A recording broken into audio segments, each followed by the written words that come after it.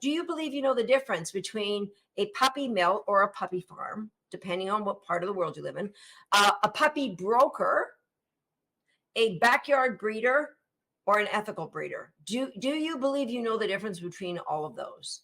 So puppy farm or puppy mill is when a person or sometimes a corporation decides to breed dogs because they see an opportunity to make a lot of money.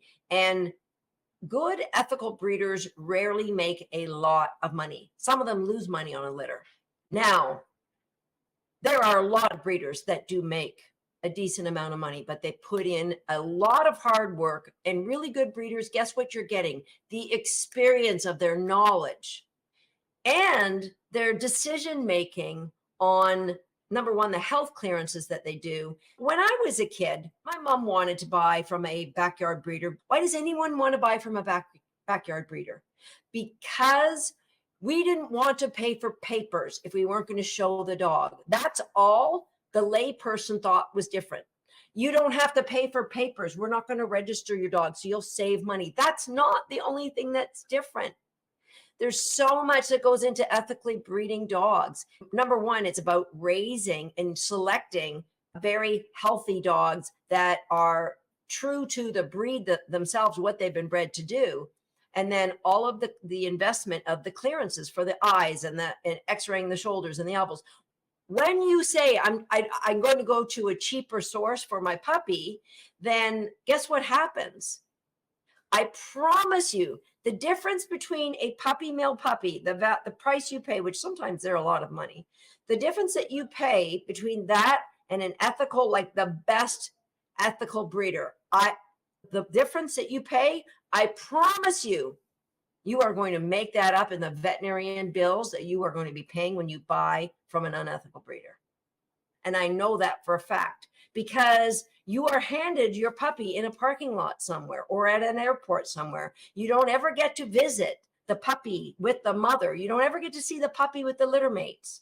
And those people, most of the time, will follow up with a phone call within the first 3 weeks of you owning that puppy saying, oh, little Fluffy's litter mate really misses them and they really want them back. If we can educate the world that there is a difference between a puppy mill, a puppy broker, someone making money off the back of the puppy mills, keeping the puppy mills in business by taking those puppies and selling them and making money there. So the puppy mills get some money because the conditions, a lot of these puppy mills, the conditions are horrific. They just breed their females over and over again until they either die or they get rid of them because they can't breed anymore. And then they sell those puppies to puppy brokers who sell them to unsuspecting people for a lot of money.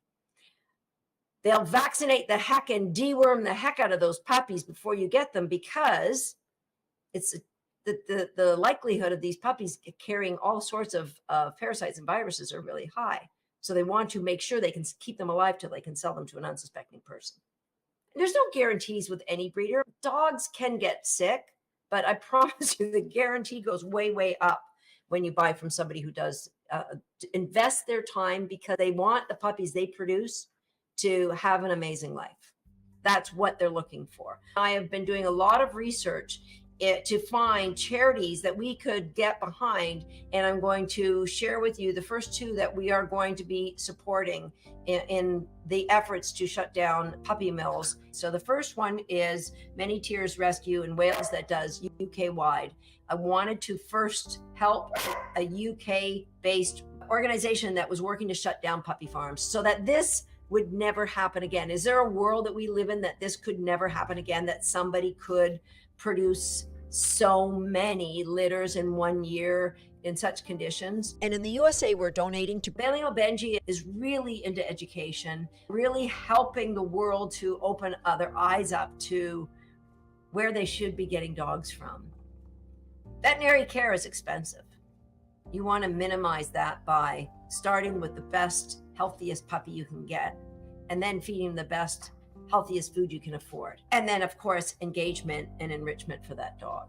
We are going to match donations to these two associations outside of any of the profits that we make from people joining our program. We want to stop puppy mills. We want to stop puppy brokers. We want puppies to be raised in a home where they're loved and engaged. It's such a sad thing that we have to be aware of, but wouldn't it be great if one day we didn't need to be aware of it?